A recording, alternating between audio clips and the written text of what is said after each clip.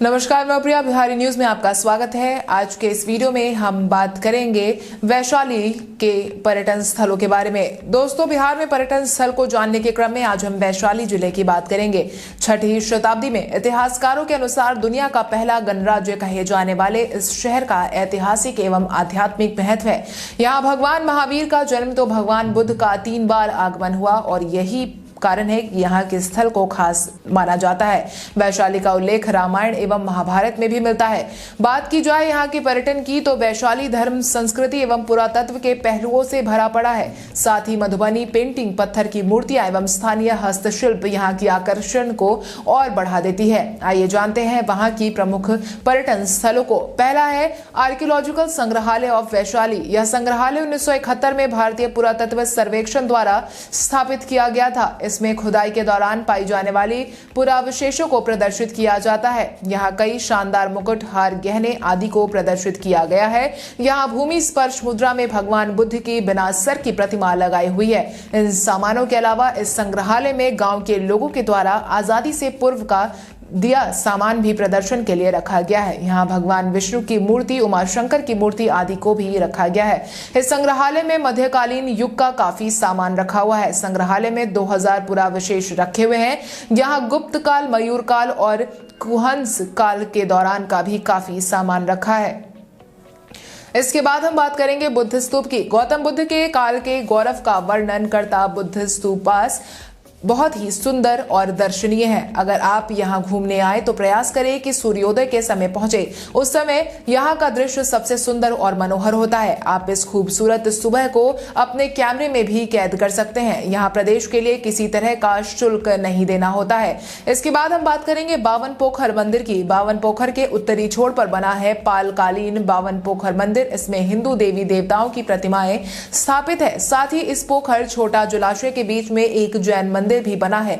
इस मंदिर में स्थापित भगवान महावीर की मूर्ति इसी पोखर में खुदाई के दौरान निकाली थी। साथ ही बावन पोखर मंदिर में रखी गई हिंदू देवी देवताओं की कई तस्वीरें भी इस पोखर की खुदाई के दौरान बरामद हुई थी। इसके बाद हम बात करेंगे राजा विशाल का गढ़ की। प्राचीन समय में राजा विशाल का गढ़ रहा यह स्थान आज वास्तव में एक छोटा टिला है, जिसकी परिधि 1 किलोमीटर के आसपास है। दुनिया का पहला गणराज्य कहे जाने वाले वैशाली का इसे प्राचीनतम संसद समझा जाता है। इसके चारों तरफ 2 मीटर ऊंची दीवार है और 43 मीटर चौड़ी खाई है। इस संसद में 7777 संघीय सदस्य इकट्ठा होकर समस्याओं को सुनते थे और उस पर बहस भी किया करते थे। यह भवन आज भी पर्यटकों को भारत के लोकतांत्रिक प्रथा की याद दिलाता है।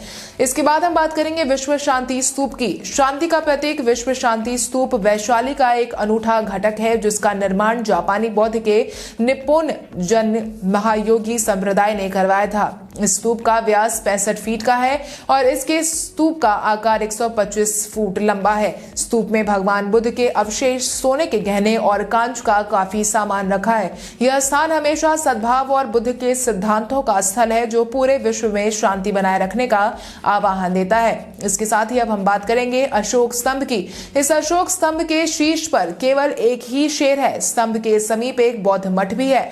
वैशाली का यह स्तंभ अशोक के द्वारा बनवाए अन्य दूसरे स्तंभों से बिल्कुल अलग है, क्योंकि स्तंभ के शीर्ष पर केवल एक ही शेर है और उसका मुंह उत्तर दिशा की ओर है, जिस दिशा में तथागत बुद्ध ने अपनी अंतिम यात्रा की थी। सन 1996 में इसे चिन्हित कर खुदाई के दौरान बाहर निकाला गया। इसके बाद हम बात करेंगे कोरोनेशन टैंक या अभिषेक पुष्पकरणी। वैशाली संग्रहालय के सामने एक सुंदर झील है, जिसे कोरोनेशन टैंक या अभिषेक पुष्पकरणी के रूप में जाना जाता है।